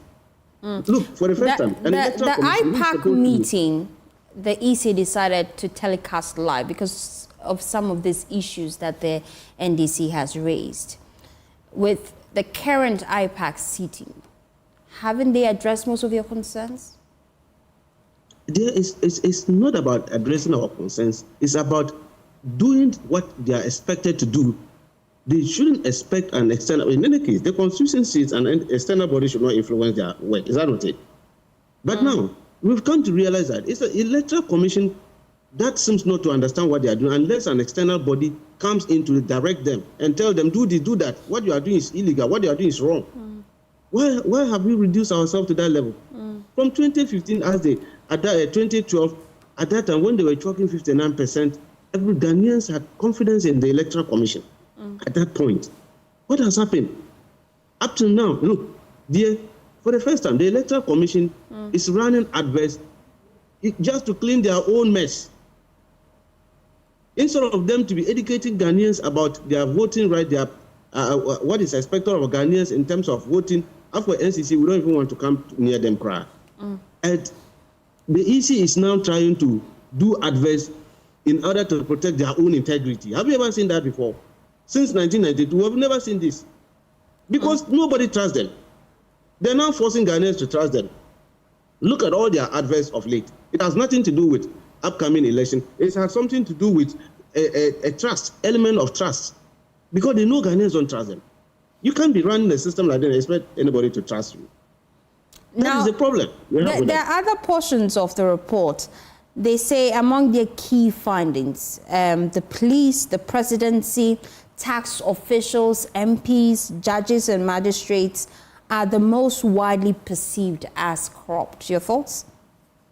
Yes, dear, this one there. That's why I'm saying that we need not even bring a report like this. Ghanaians generally knows that this group you have mentioned are the most corrupt. In fact, the presidency, you can see that the presidency and the Electoral Commission are tying up in terms of people don't trust them. But public perception doesn't translate to fact and truth.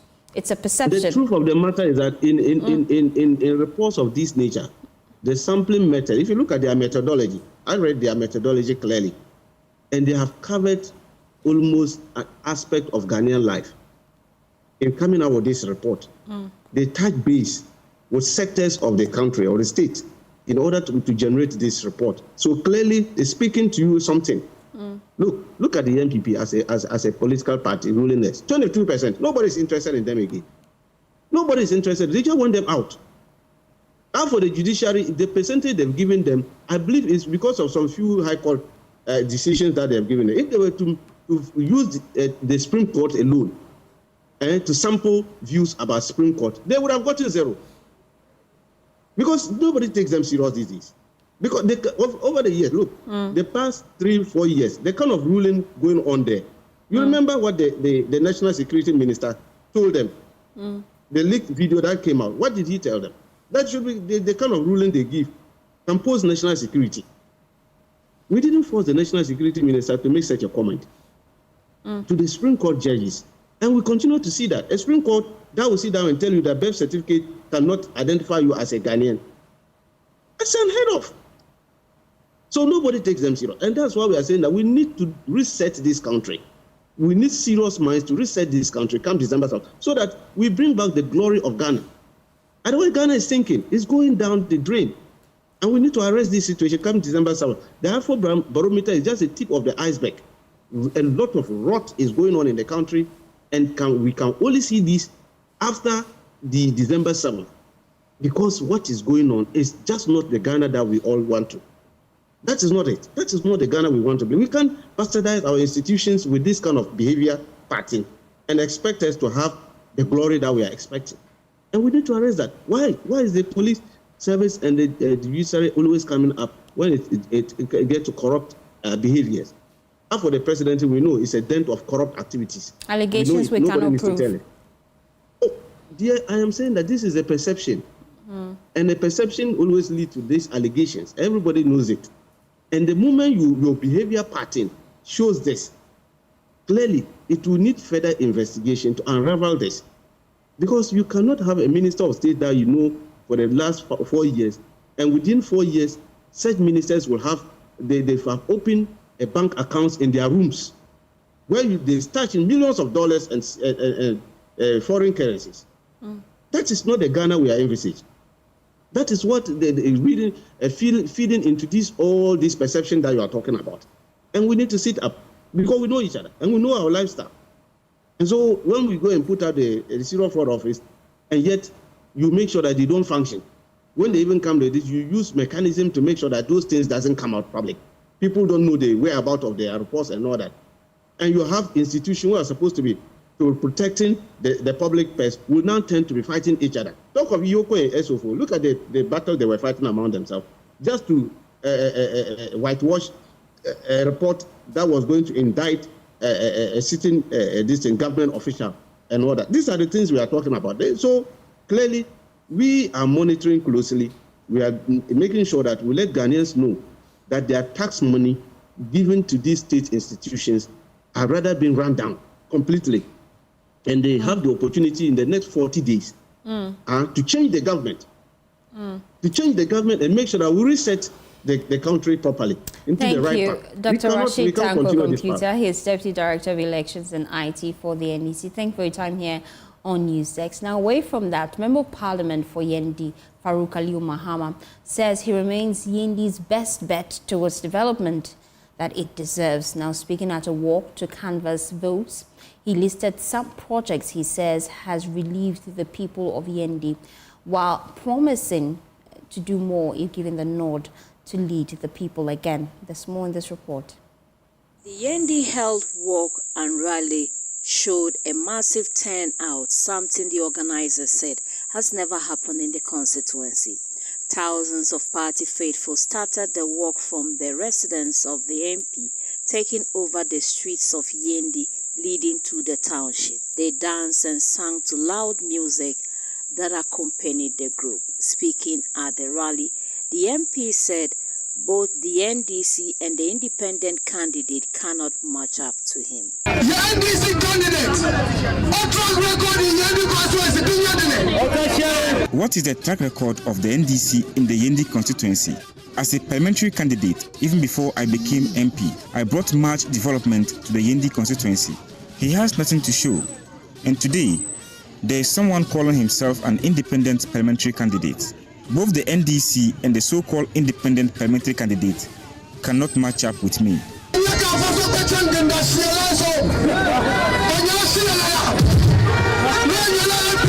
The Northern Regional Minister Shani Alhassan Shaibu called for unity ahead of the December polls.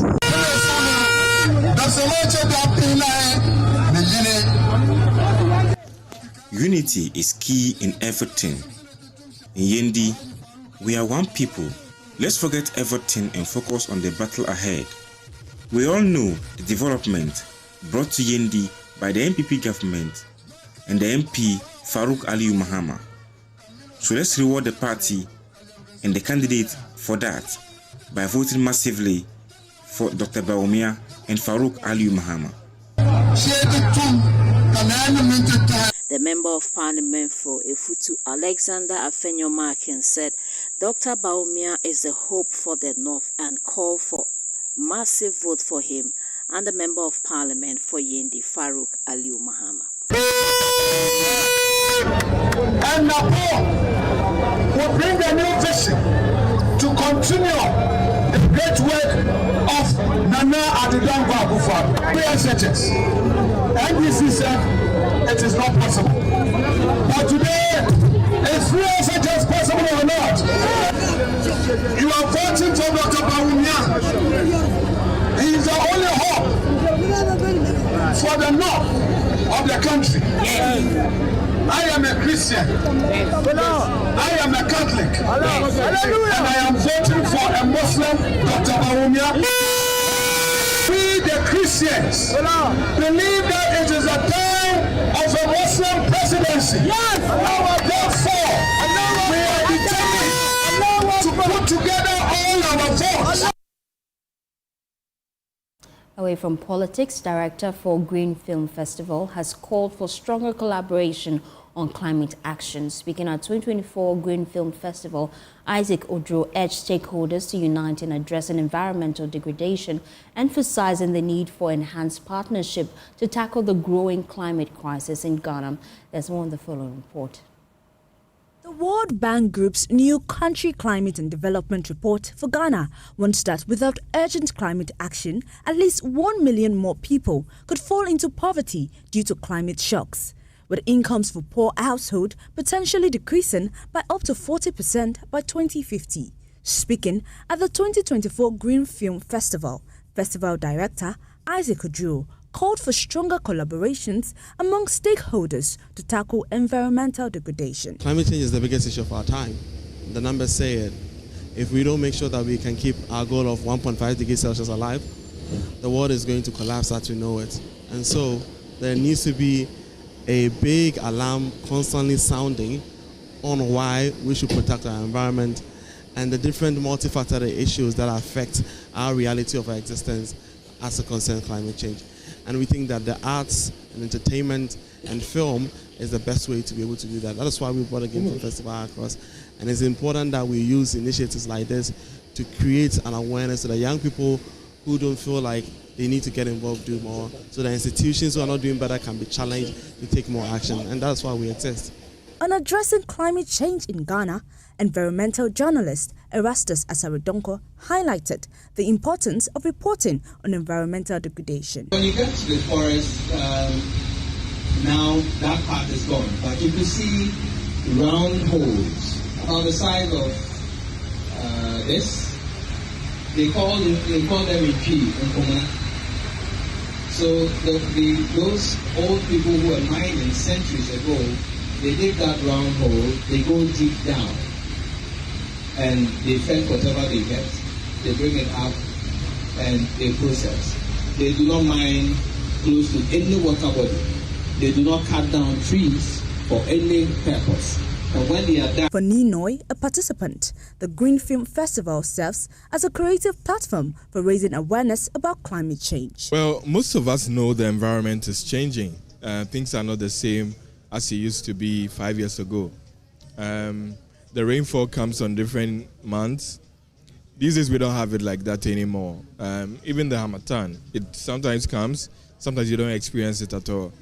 But this is because of climate change and the different environmental effects that we face today. But unfortunately, in terms of creating awareness or telling people about some of these changes and how to relate with it, we've not been successful. And arts and culture, filming are important ways of creating awareness, telling people about these changes, and especially telling them about what they can do about it. And I think that's the point of the Green Film Festival. It's a great opportunity to highlight some of these environment changes. For us in Ghana, it's seemingly not such of a vast problem. But in other countries like Mozambique, they face serious drought to the point that people lose their life from hunger. And it's important for us in Ghana to be fully aware, to proper put in place resilience matters. And that's why I think the Greenfield Festival is important. Arts and music, culture, it's a strong industry field to be able to project some of these issues. Founded by environmental activists, filmmakers and community leaders, the Green Film Festival Accra aims to inspire action and advocacy through power of storytelling. For JoyNews, Stephen Menson's report read to you. You're still watching NewsX. We'll be back with business updates. Do stay tuned.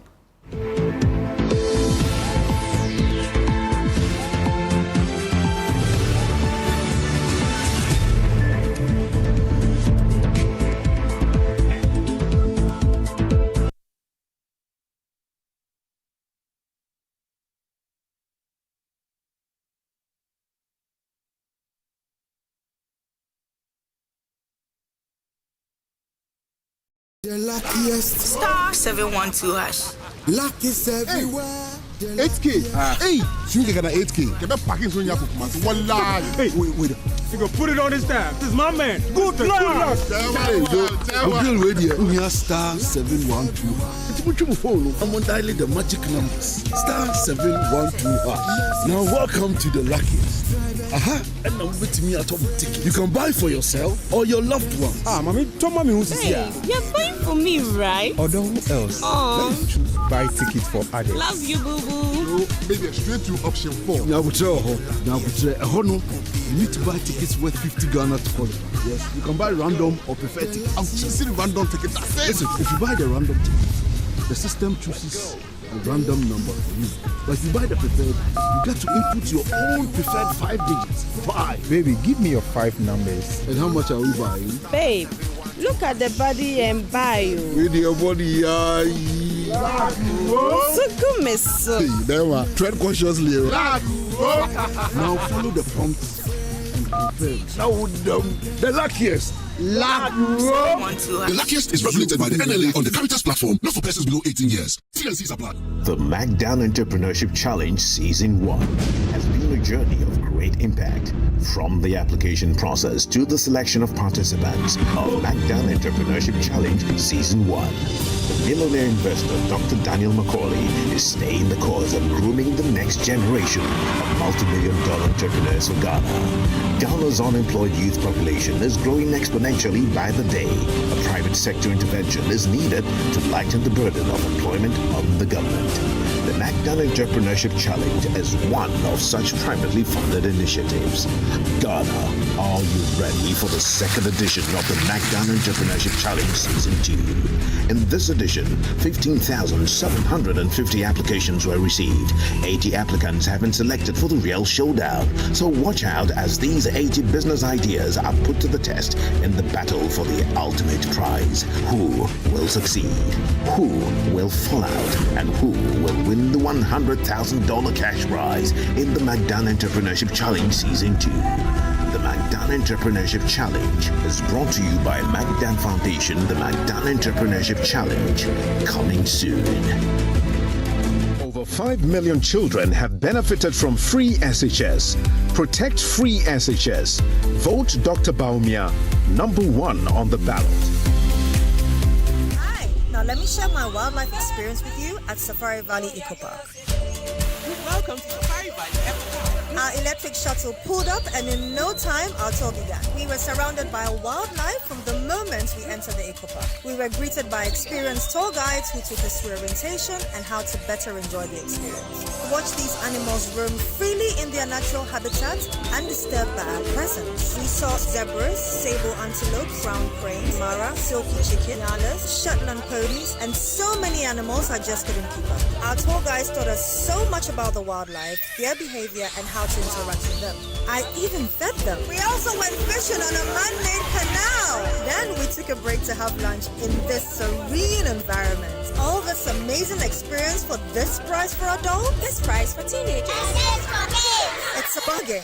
As the sun began to set, it was time to go back home, but not before dinner by the campfire. It has been a thrill of a lifetime, and I can't wait till my next visit. Safari Valley Eco Park, bringing you closer to nature.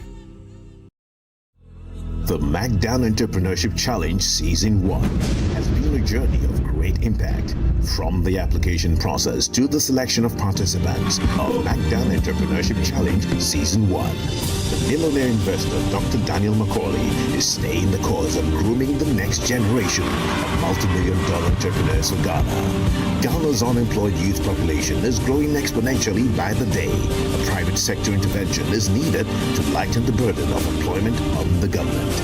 The MacDan Entrepreneurship Challenge is one of such privately funded initiatives. Ghana, are you ready for the second edition of the MacDan Entrepreneurship Challenge Season 2? In this edition, 15,750 applications were received. 80 applicants have been selected for the real showdown. So watch out as these 80 business ideas are put to the test in the battle for the ultimate prize. Who will succeed? Who will fall out? And who will win the $100,000 cash prize in the MacDan Entrepreneurship Challenge Season 2? The MacDan Entrepreneurship Challenge is brought to you by MacDan Foundation. The MacDan Entrepreneurship Challenge, coming soon. Welcome to a quick tutorial on the Ghana Knowledge and Skills Bank. Visit www.gksb.gov.gh to access the platform. In this tutorial, we will take you through accessing the contents on the platform via the dashboard. To do that, you must first log in. Find and click on any of the category cards you find on the dashboard based on your preference. Get access to all contents in the selected category. Select a subject, click on the preferred reading material and download them for reading instantly, or bookmark them to reference later. That's it for today. Keep learning and good luck.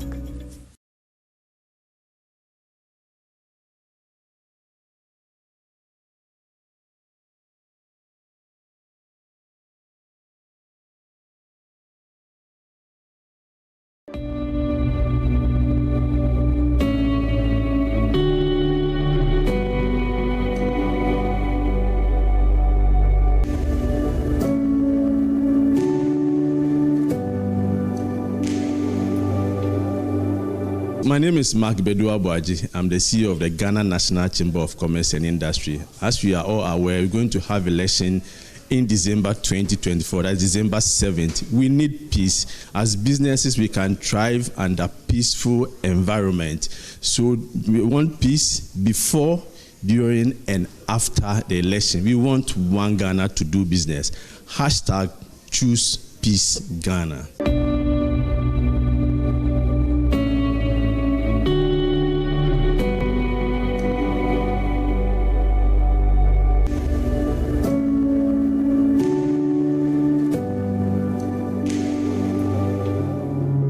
Every day, people have money emergencies. Ma, I need my school fees emergency. Mommy, chop money emergency. Emergency. Catch it. I'm your rent emergency. Now, there's a new emergency number in town. More money, challenge and enjoyment. At the top life we got. Dial star 770 hash for all your money emergencies and chop life. Dial star 770 hash for money emergencies and get easy and quick access to your money, loans, and other banking needs. EcoBank, the Pan-African Bank.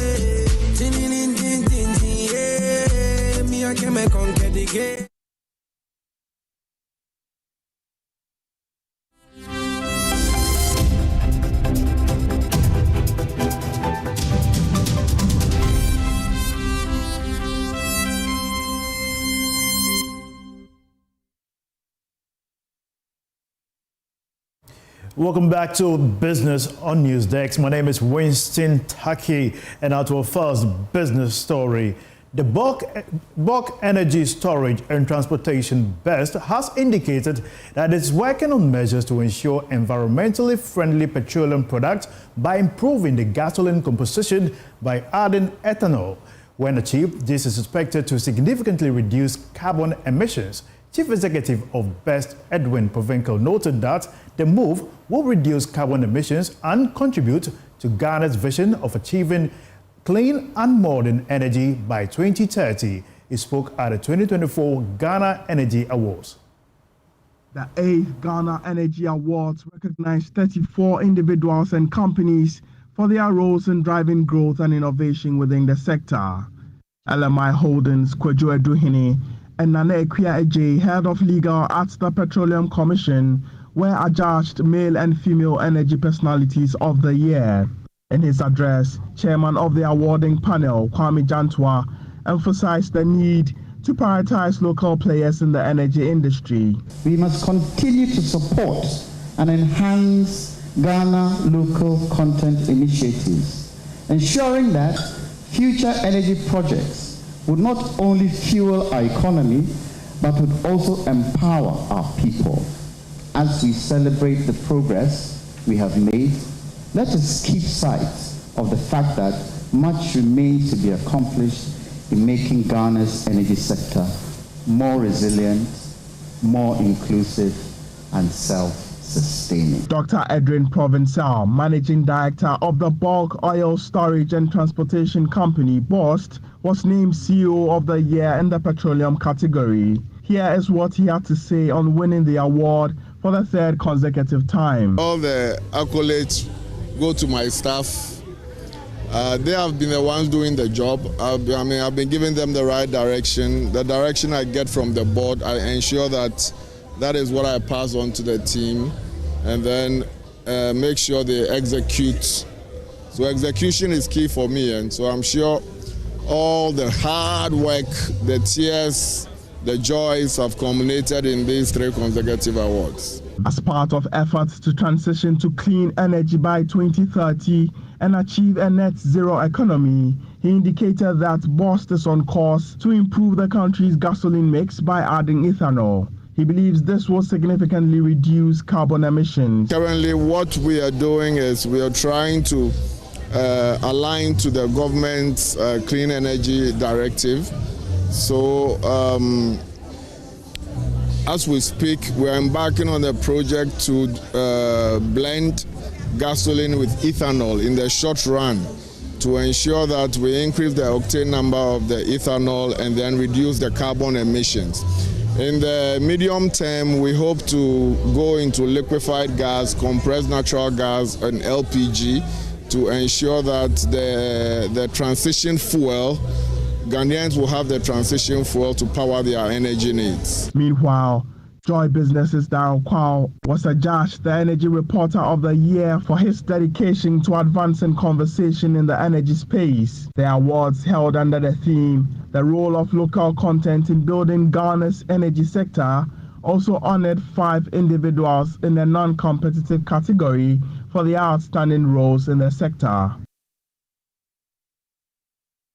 Congratulations to Darryl Kwao of Joy Business. Now moving on, small and medium enterprises have been advised to prioritize producing quality for the market as a way of enhancing competitiveness. Speaking at this year's MTN Pulse Just Be Series in Accra, Director of Strategy at S&D Chartered Accountant Solomon Sedinam Agbeninya called on SMEs and the young entrepreneurs to pay attention to quality over quantity. Here's more. Just Be Series by MTN Pulse and the Diaspora is an annual event aimed at connecting entrepreneurs from the diaspora with the young business leaders in the country to find solutions to economic challenges. It also serves as an empowerment platform for the youth, as many skills are expected to be transferred to local businesses. After engaging participants at this year's Just Be Series, business strategist at S&D Chartered Accountants Solomon Sedinam Agbemanya emphasized the need for quality in service delivery. Once you want to become an entrepreneur, pay attention to what competition is doing. What are others doing that you are not doing? What is your competitor doing that you can do better of? And most importantly, find time and be intentional about adding value to your product or your service. And most importantly, let quality sit at the center of everything that you do as a service or as a product. So one quote I always use is Nike's quote, just start. Right, because without taking a first step forward, you can't take the next and the next to fuel you towards something. So, first of all, be passionate to drive change and impact, right? And then just take the step. Diaspora and engagement lead at Ahaspora Ghana, Obaya Santua Dagadu, highlighted the importance of the event and what Ahaspora seeks to achieve. Really about the empowerment of the youth, and a lot of the feedback that we normally get from this is how great it is, how empowering it is, how much that people are learning. There's so many things happening, especially when it comes to the youth, especially when it comes to people building businesses and getting businesses, but it's also about having the knowledge and knowing the nuggets of how to have that foundation. So for us and for MTN, it's really about giving that foundation and making sure that people have the skills and have the knowledge to be able to succeed. At the end of the day, it's all about someone being successful in taking the next step in going into the entrepreneurship. Participants at this year's event had the opportunity to engage some business leaders to learn some industry skills. That'll be all for business. My name is Winston Taki. We have more news for you after this break. Stay tuned.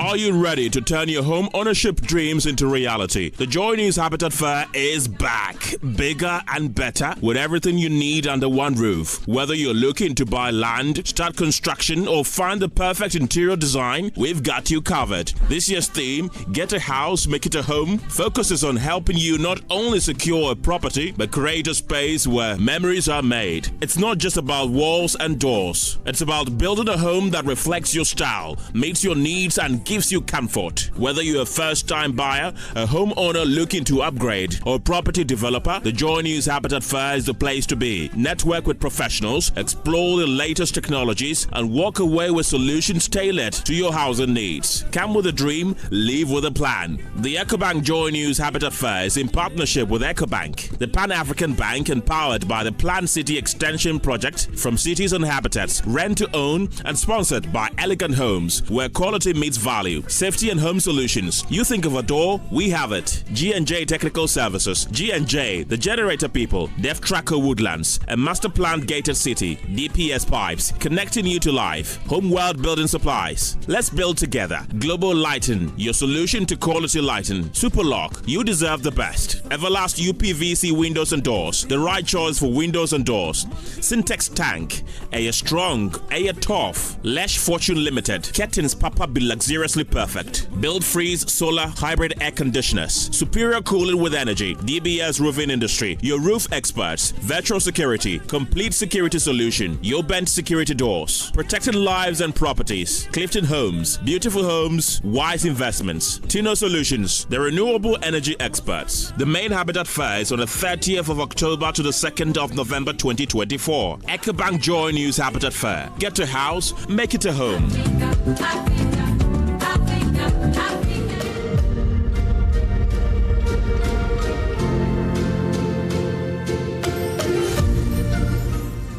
Media freedoms must not be taken for granted. They have to be constantly justified, constantly reaffirmed, and constantly strengthened. We need the media badly in a growing democracy. There must be the trade of ideas when it comes to the politics, and the attacks on journalists certainly must stop.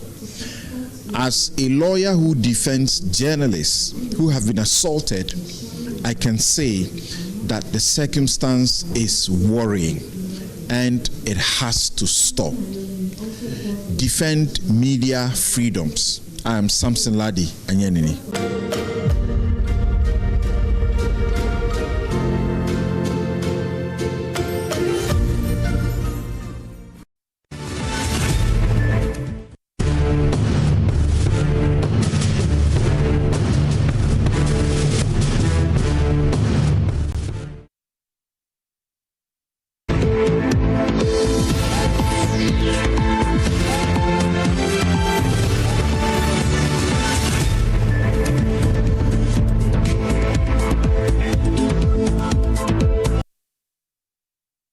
And that's how we wrap up the bulletin. For more news, please log on to myjoyonline.com. My name is Faustina Safo. Good morning.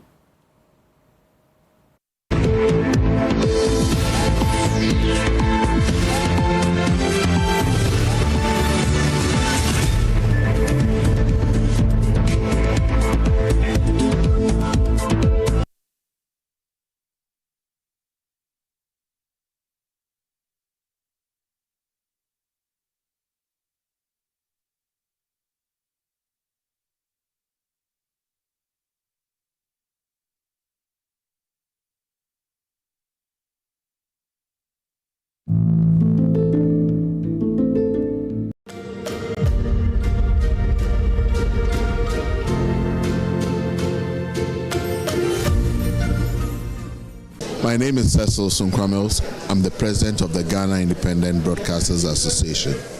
The media creates the ability for us to translate our policies and a voice for the people to reach governments and all over the world. It's a key catalyst for development in any country, and therefore it's important that in Ghana we keep the media safe and we protect it. It's not just the journalists, we must also protect the media entities that carry the journalists and work with them.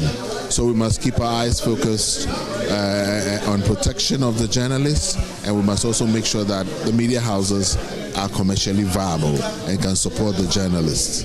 Hashtag Defend Media Freedom GH.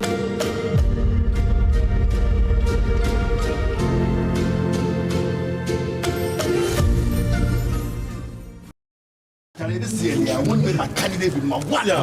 So if we the dream or what? You don't know, say every year they easily take the number one spot, give you a favorite candidate. I just don't understand. How? I think I say easy get procedure where they take choose who go there the top. I said if we take give someone. They take give them a favorite. So then you sure? You know be the easy man. If you have. Yeah. Okay, what do? Hey, my people. Yeah. Why? You have some more questions? Oh, yes, boss man. We want to ask a question about the ballot paper positions. They will discuss why say if you catch the number one spot, you take give your favorite. Yes. That's people they do. And fine. Who? You believe the people? Oh, yes. Oh, my brother. Don't believe anything and everything that you hear around. Look, some of these political parties, they only get upset because they don't get what they wanted from the beginning. Oh, okay. Yes. Do you know that some of them, they even produce adverts and jingles even before the balloting is done? Not be one anymore. But anyway, listen. Let me break it down for you. Listen, there will be 2 rounds of balloting. Look, in the first balloting, it is used to determine the order in which the presidential candidates or their representatives will be picking for the final ballot.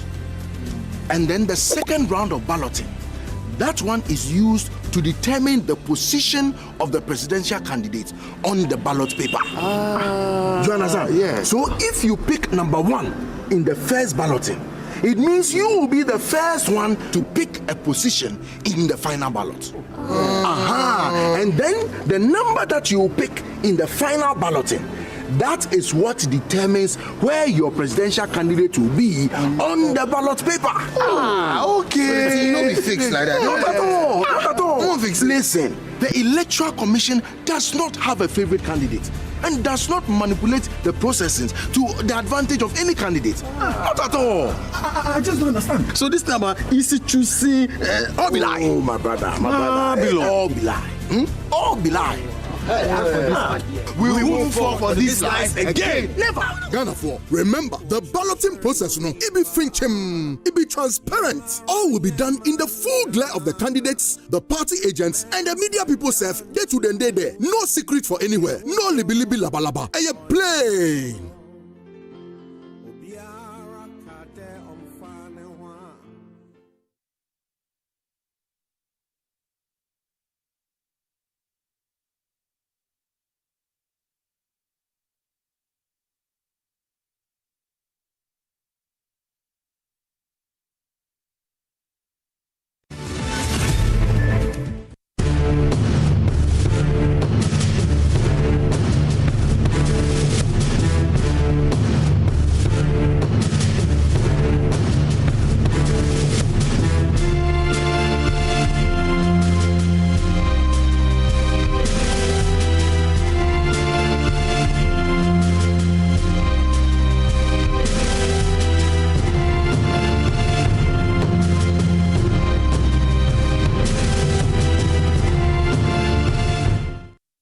negligence means failure to take proper care. So the act could have been done, but it was not done within the proper manner. So once we are relating this to medicine, every doctor or every healthcare provider knows that if he doesn't take proper care, he's much more likely to injure or cause harm to his patient. So whenever you are directing your actions towards the patient, you should know that if I do not take care, I'm going to cause harm. A lot of students watching me will know that this is known as a foreseeability test. And that places what is called a duty of care on you to exercise reasonable care in that particular form of treatment. So it's not always about neglect to do. Sometimes the act may be done, but it may be done improperly. Okay. So the medical facility or the medical professional has a duty of care towards the patient who has come to their facility. And that duty of care, they have either failed or deviated in the standard in providing it. So we say a malpractice has occurred or negligence has occurred. Exactly the point. So there is always a minimum standard that every person directing his action, they are supposed to apply. In some countries, the standard is higher than others. Of course, when you go to government hospitals called the Bukonfanoche, and you have a mosquito bite, this might not be a case for you to sue for negligence if, let's say, you suffer malaria as a result. Probably in England or in the US, that would be a case of malpractice or negligence. So the standard is a bit relative, depending on where you are. And the court sets the standard based on the existing socioeconomic conditions of the place. So the standard of care in Ghana may not be the same standard of care in the US, but there is a minimum acceptable standard that every health professional must comply with. And when it falls, your action falls below that standard, that is why we term in law that you have been negligent.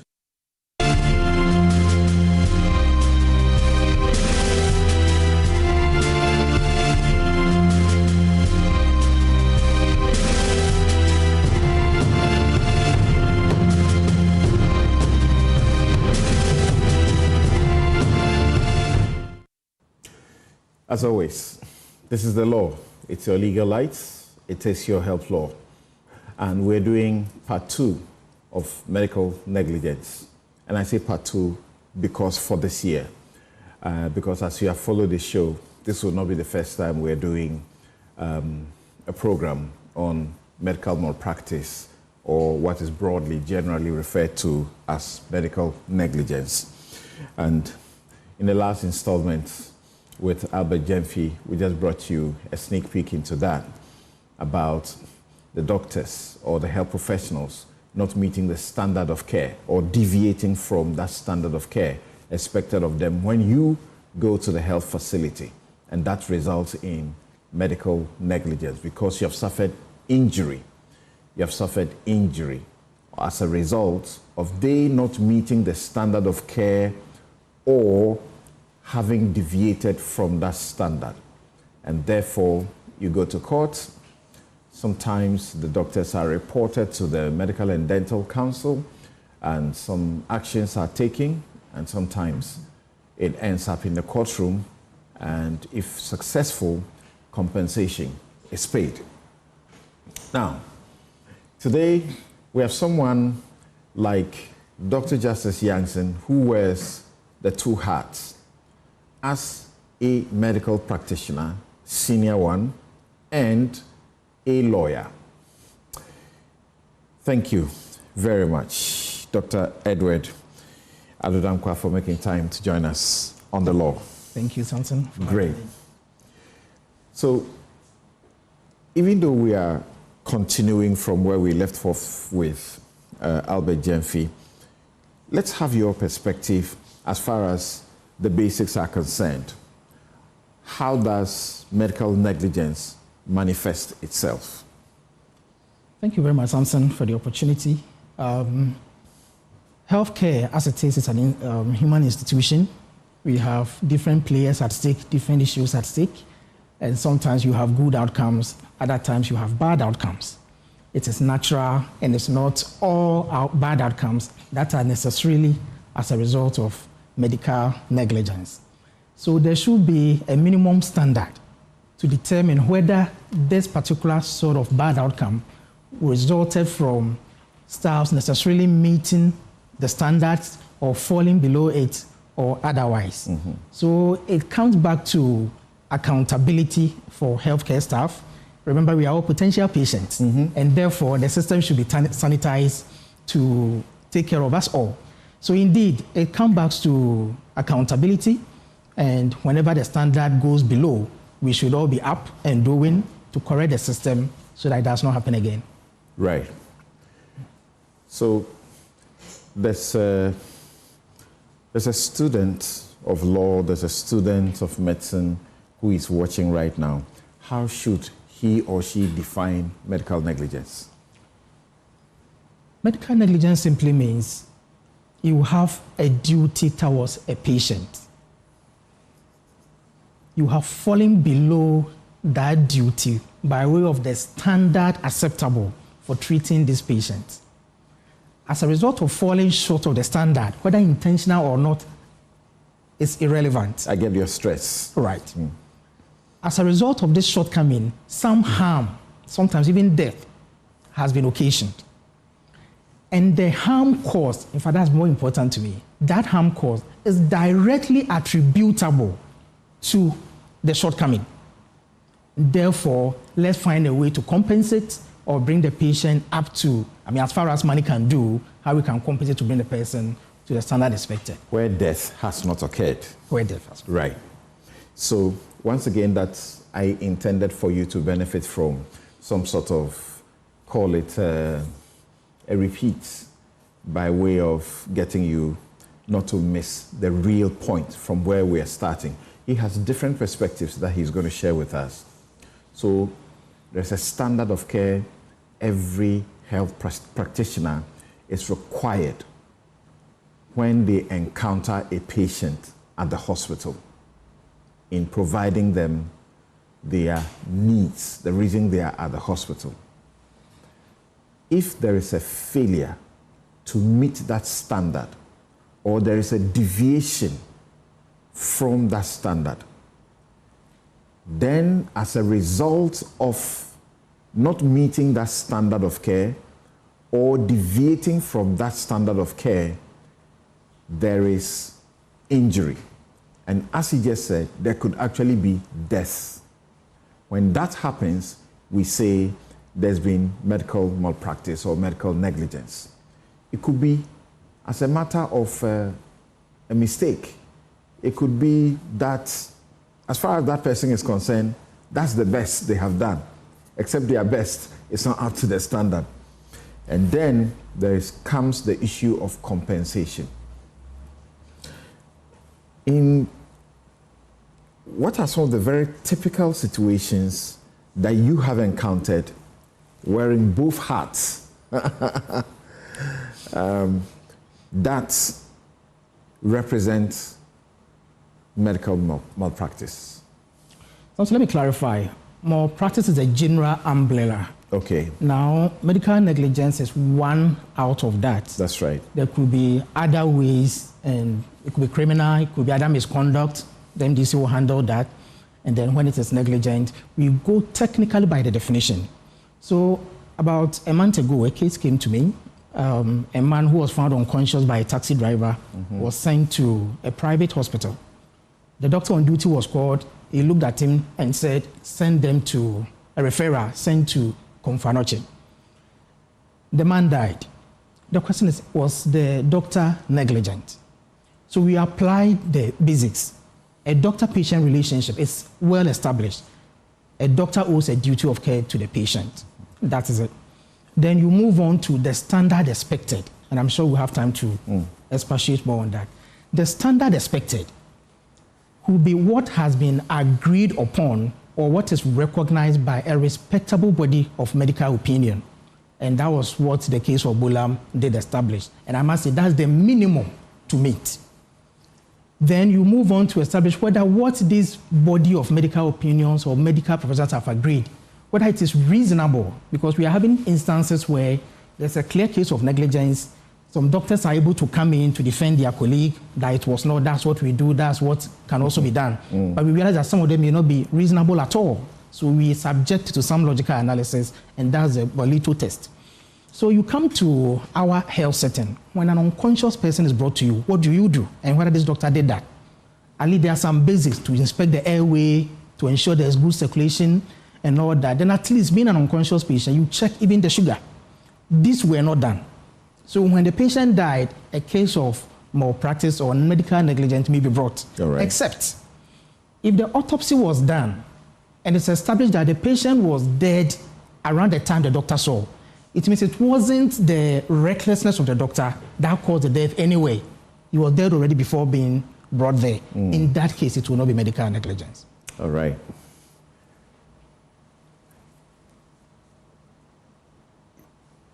You're still here on the law. It's your legal light. It's your health law. I was getting to a questioning. I had to think about it again to be sure if I could ask it or not. So you mentioned the MDC. Let's quickly explain to people who that body represents before we move on.